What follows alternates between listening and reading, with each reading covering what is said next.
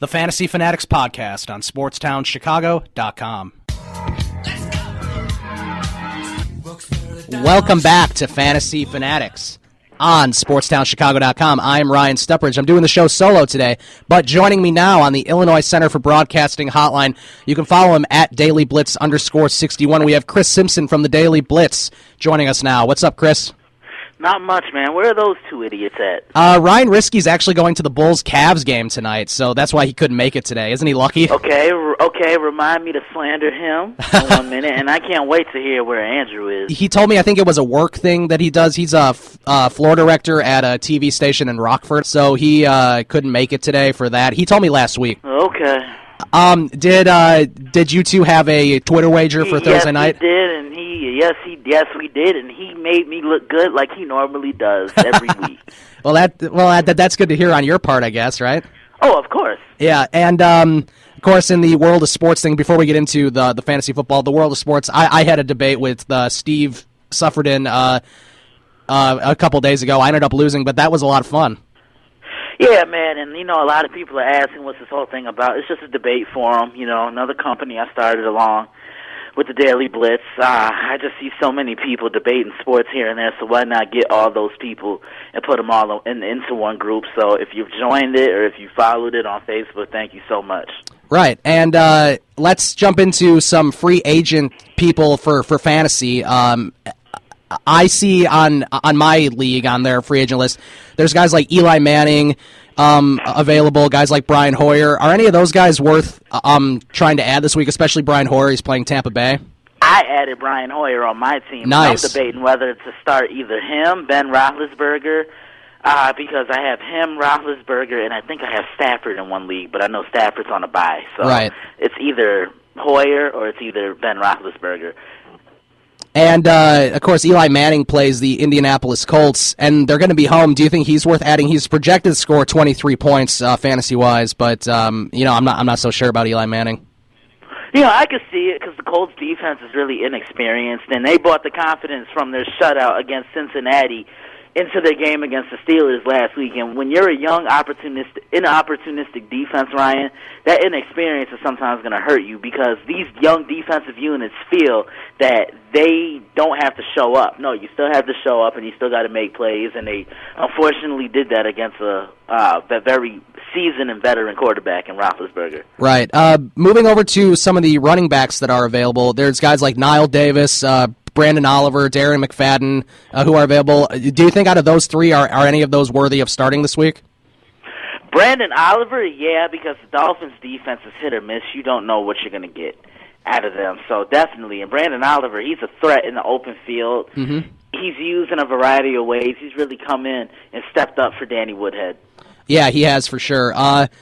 Moving over to running backs, there's, Roddy White's on a bye, but there's guys like Malcolm Floyd and Andre Holmes who are available in our league and probably a lot of other leagues. Also a guy like James Jones. Do you think James Jones is worthy of a start and maybe Oakland can get their first win against Seattle?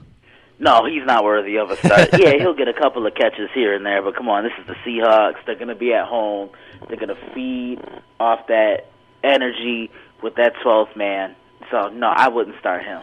Let's talk about Week 8 real quick last week. What games surprised you the most last week as far as, upsets? As far as upsets? Oh, man. Man, I don't really think there were too many upsets last week. Yeah, were there? Well, the Arizona Cardinals beat the Eagles, and that was kind of a close game. And then the Steelers beat the Colts. Game. Right, and then say that again. And then the Steelers beat the Colts. They pounded them, which is pretty impressive. Like I said, the Colts, I think they played a little too much zone coverage. To beat a guy like a Roethlisberger, you got to contain him, and you have to keep him in the pocket, and you can't let him beat you with the pump fake. Right. Moving on to this week, there's a huge game in Dallas, the Arizona Cardinals and the Dallas Cowboys. Who do you think is going to win this game? I like Arizona. I just think they're playing with a lot of confidence right now, and they're the best team that nobody's talking about. They run the ball.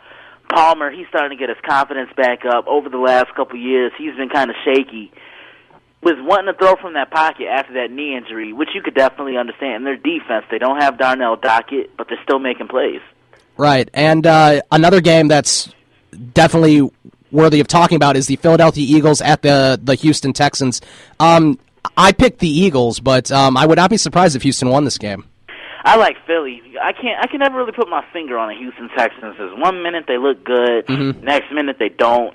Defensively, outside of Watt, yeah, Clowney's going to come back, but their secondary gives up a lot of big plays. Can that secondary keep up with this Eagles offense and this receiving core? The Chargers haven't been doing so well the last few weeks, and they play a Miami Dolphins team that has had a pretty easy schedule, but they've done pretty well. They're 4-3. The Chargers are 5-3. The game's in Miami. Who do you think is going to win this?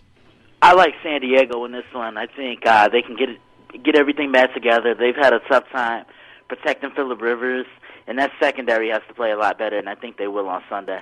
The big game of the week is the Denver Broncos at the New England Patriots. The Patriots are 6-2. The Broncos are 6-1. Do you think Tom Brady can continue his home field success? Yeah, and I think he does. I think Denver, their defense is a lot better than what he saw in the AFC title game last year in January. But I think the key for this one is, can Denver stop Gronkowski? And Denver's going to try and run the football. Can New England stop Ronnie Hillman? Right. The Ravens and the Steelers are going to be playing. That's a Sunday night game in Pittsburgh. They're both trying to fight for that AFC North division lead. Who do you think is going to win this one?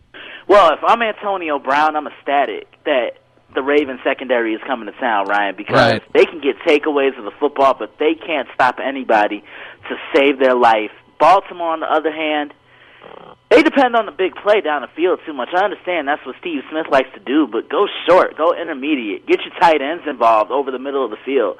Run the football. You still have some pretty talented running backs, even though you let go of a really good one in September. Still get those guys involved. I like the Steelers. I just think they're playing with a lot of confidence right now, and this will be a huge win for them. And how do you think the quarterbacks are going to do in that game as far as Joe Flacco and Ben Roethlisberger? Well, I know if I'm Roethlisberger, you attack Baltimore's secondary early and often because, like I said, they can't defend anybody. Andy Dalton torched the Ravens secondary last week, and in the first time the Ravens played the Bengals. And Flacco, I can see him having a pretty good game because I think this is going to be determined by offense, honestly. Normally these games are hard-hitting, the physical, their defense, a lot of penalties are established in this game, and I just think this is going to be offense now. Of course, the Bears and Packers are both on a bye week, but they'll be playing next week in Lambeau Field. Do you think this bye week's more beneficial for the Bears or the Packers? Really, both, because a lot of people say I'd rather have a 60% Aaron Rodgers than a 100% Aaron Rodgers. And the thing I think that sets Aaron apart from so many quarterbacks, he's in that category as far as an accuracy standpoint with Tom Brady, Drew Brees, and Peyton Manning. But what sets him apart is that mobility. Nobody is better at extending the play and making throws outside the pocket than Aaron Rodgers. Right. And we talked about the Thursday night game a little bit, but the Saints and Panthers, what did you see out of the Saints? Because now they're 500 and they're playing pretty well. Well, number one, they're protecting Drew Brees. I thought that was the key. They're establishing Mark Ingram. They're letting him touch the ball, really balance things out, which is allowing Brees to use that play action and get the ball down the field. And they're getting takeaways. They're rushing 4. They're dropping back 7. And they're playing tight man coverage underneath across the board. But I think the biggest thing is getting Jimmy Graham involved. He's your best player. Get him the football. Yeah, and they certainly did, and they certainly have the last few weeks. The Saints now go next week. They're going to be playing at home against San Francisco, and that's a big game for both teams too. Yeah, that will be a big game, and Alden Smith might be back too. And it kind of looks like the Saints might not run away with this division, but it looks like they got a really good chance of winning this division, having teams like Carolina fall, who haven't done good in these last few weeks. Why hasn't Carolina been that good these last few weeks? I think it's the defense. Teams are really preparing for them right now, and Cam Newton, I think, he's trying to do a little too much. When you don't have faith in your offensive line, quarterbacks tend to press every so often, and that's what's been happening. He's getting the ball downfield, not really setting his feet, not depending on the running game. Then again, who can he really hand the ball off to? And defensively, they just don't have that pop. Honestly, I think they miss Greg Hardy on that defensive line. Yeah. Luke Kuechly is their best defensive player, but you know, when you have a guy who can really do what Greg Hardy does on that defensive line, that's really a big loss. And I had a fantasy question. I have Eric Decker, and he's on my bench right now. Do you think I should start him in my flex this week? He's playing at Kansas City, but I'm not so sure if he's a good start this week. Nah, I wouldn't start him. Okay.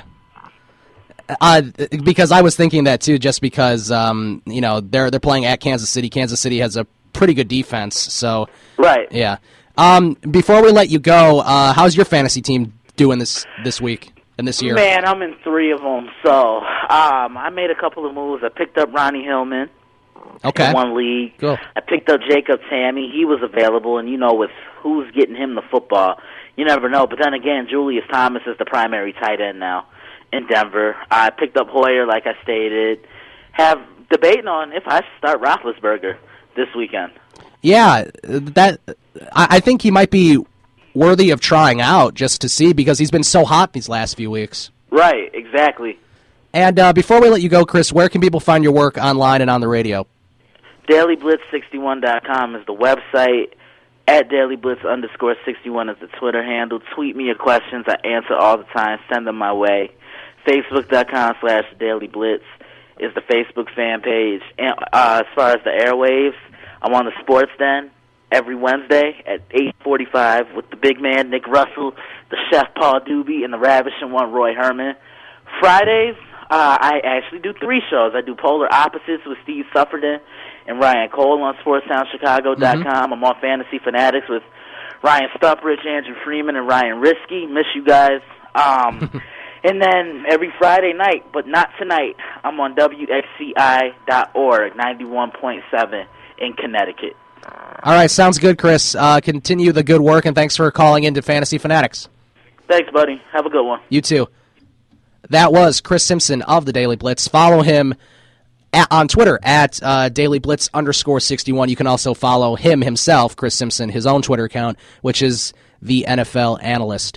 We're going to take a quick break. We're going to come back. I'll do an update, and then we'll talk about our picks on Fantasy Fanatics, our actual picks for the NFL Week 9. I'll recap Week 8, and we'll tell you how we did. Have a surprise. I won, so sort of killed the surprise. But anyway, we'll be right back on Fantasy Fanatics, SportsTownChicago.com. The Fantasy Fanatics Podcast on SportsTownChicago.com.